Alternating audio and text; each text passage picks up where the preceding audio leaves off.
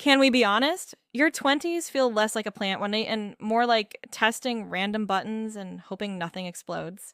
Yeah, and somehow everyone else looks like they got the PDF manual. Except you. If that's how you feel, this episode is literally for you.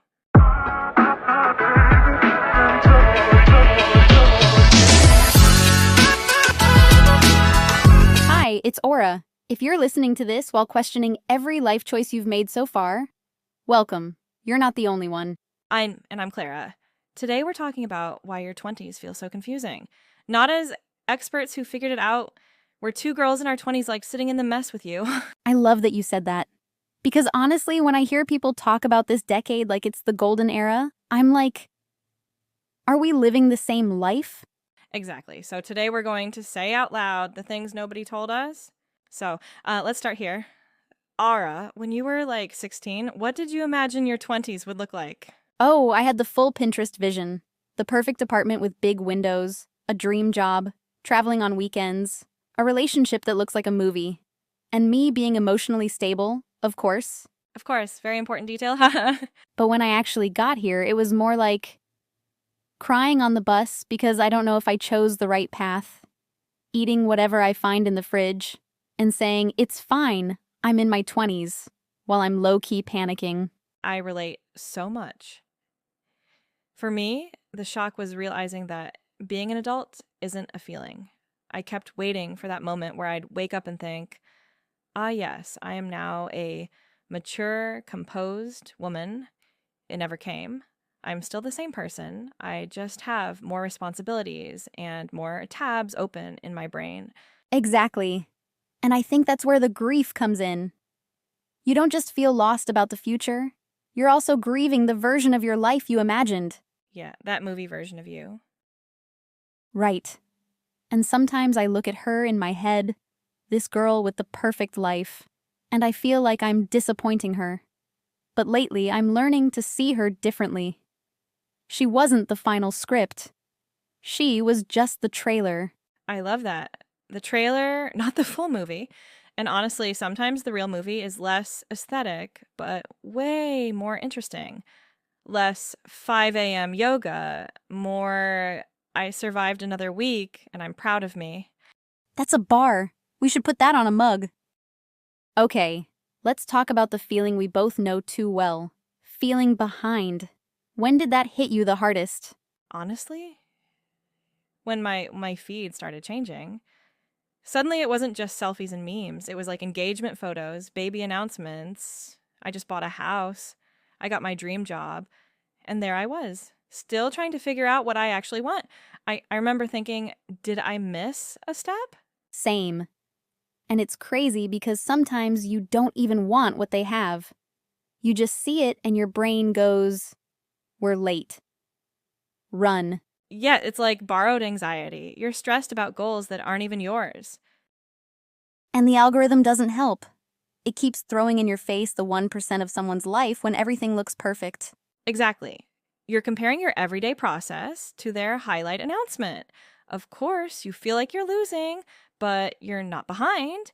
You're just on another chapter. Say that again for the people at the back. You're not behind. You're just on another chapter. Different doesn't mean wrong. I needed to hear that so many times. Because when you're the one still studying, or changing careers, or starting over, you feel like the slow one.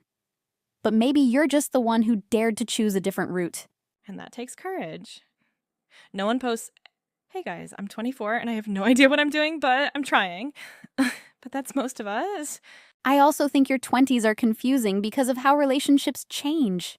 You look around and suddenly some people are just gone. Yeah, that quiet fade out. No big fight, just less messages, different schedules, different priorities.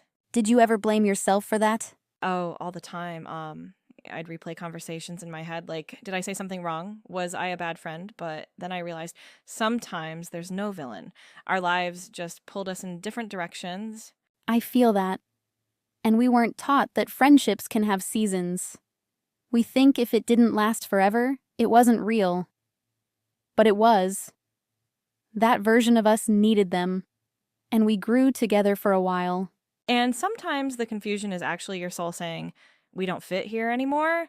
You don't laugh at the same things. You don't want the same life. The conversations don't feed you like before. You feel guilty because you think you're abandoning something, but maybe you're just expanding. Wow. Expanding. I like that. I think a lot of listeners will recognize themselves in that word.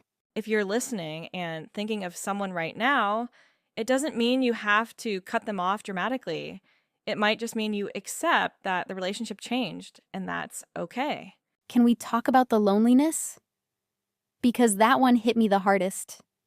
It's this strange kind of loneliness where you're not actually alone. You still have friends, you see people online, but it feels like nobody is really with you in what you're going through. For me, it started when everyone's rhythm changed. Some friends were working full-time, others moved in with their partners, others left for different countries, and suddenly, that every day we're always together energy just disappeared. You go from seeing people all the time to trying to schedule a coffee 2 weeks in advance, and the quiet moments in between feel so loud. And if you've never really been with yourself before, you don't even know what to do with that silence. I relate so much to that. I think a lot of us confuse two things, being lonely and being with ourselves. Loneliness is that heavy feeling of being disconnected, of wanting someone to see you and not finding that. But being with yourself, that's a skill we were never taught. We grew up distracted, school, family, social media, noise everywhere. So when life finally slows down and you're sitting in your room, just you and your thoughts, it can feel almost like withdrawal. Your brain is like, where is the noise that usually keeps me from thinking about my life? And because no one told us this is normal, we think something is wrong with us. But a lot of the confusion in your 20s is actually you meeting yourself without filters for the first time. It's uncomfortable, yes, but it's also the foundation for everything else. I remember one night exactly like that. I was in my room, scrolling, feeling so painfully lonely. And I stopped and asked myself, do I really miss a specific person right now? Or am I just trying to escape my own thoughts? And the honest answer was, I was trying to escape me. That moment hurt, but it also changed something. From then on, I started treating time alone less like a punishment and more like an invitation. Almost like, okay, if I'm stuck with myself for the rest of my life, how can we make this relationship less toxic? I started doing tiny things, going for walks without music, journaling, having a coffee with no phone, just letting my mind breathe. And slowly, the silence became less scary. The more I learned to feel safe with myself, the less desperate I am to be chosen by everyone else. And that's powerful because when you're no longer begging to be chosen, you start choosing. You choose better relationships, better habits, better environments. Loneliness doesn't disappear overnight, but it stops controlling you. It becomes a signal, not a sentence. I want to talk directly to the girl who's listening right now and feels like she's messing everything up. You know exactly who you are. You feel late compared to everyone else. Confused about your next step, guilty for not being there, yet wherever there is supposed to be in your head. Maybe you've tried things that didn't work out, made choices you regret, stayed in places longer than you should have, and now you're convinced that you've ruined something permanently. I want you to take a breath and hear this clearly. You are not broken.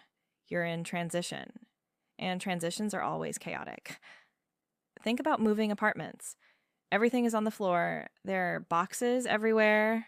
Nothing is in its place. It doesn't mean you chose the wrong apartment. It just means you haven't unpacked yet.